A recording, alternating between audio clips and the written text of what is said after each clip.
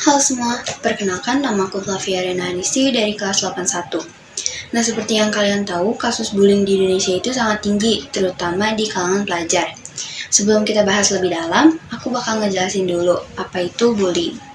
Bullying adalah tindakan penggunaan kekerasan untuk menyakiti seseorang ataupun sekelompok orang, baik secara verbal, fisik, maupun psikologis, sehingga korban merasa tertekan, trauma, dan tidak berdaya.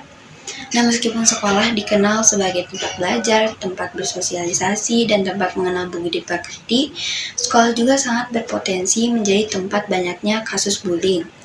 Setiap warga sekolah dalam lokasi tertentu dapat menjadi pelaku maupun korban dari bullying. Nah, bullying ini dapat terjadi dikarenakan banyak faktor yang mendorongnya, yaitu kurangnya perhatian. Pelaku akan memilih untuk menunjukkan kemampuannya untuk mendapatkan perhatian, namun dengan perlakuan negatif kepada seseorang yang menurutnya tidak menarik. Faktor yang selanjutnya, kekuasaan.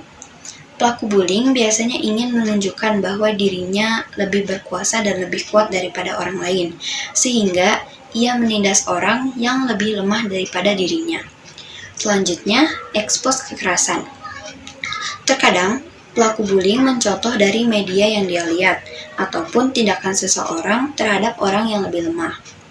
Yang terakhir, balas dendam. Biasanya, pelaku juga pernah menjadi korban bullying. Nah, dia melakukan hal ini untuk membalas apa yang pernah dirasakannya selama menjadi korban bullying.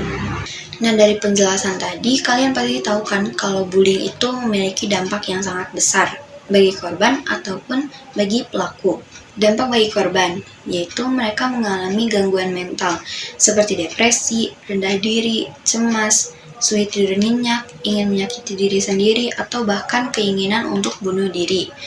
Nah, dari gangguan mental yang tadi, mereka biasanya melarikan diri kepada obat-obatan terlarang dan juga alkohol. Dampak yang selanjutnya, yaitu prestasi akademik mereka menurun. Efek ini kemungkinan bisa terjadi karena korban tidak mau pergi ke sekolah dikarenakan takut, sehingga mengganggu kegiatan belajar. Dampak yang terakhir yaitu yang tadi yang udah aku jelasin, yaitu melakukan balas dendam dan menyakiti orang lain.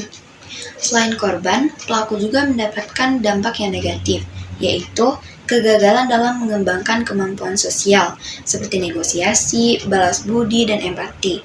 Selanjutnya, kehilangan emosi, sehingga pelaku cenderung melakukan kekerasan untuk mendapatkan apa yang dia inginkan. Dampak yang terakhir yaitu kerugian secara akademik akibat perilaku agresif yang memicu ketidakdisiplinan dan ketidakfokusan dalam belajar.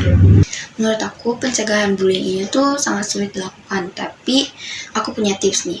Yang pertama, kalau kita dibully, jangan pernah takut untuk melaporkan kepada orang dewasa ataupun ke pihak kepolisian, meskipun kita diancam oleh pelaku, karena mengancam juga merupakan tindakan kriminal.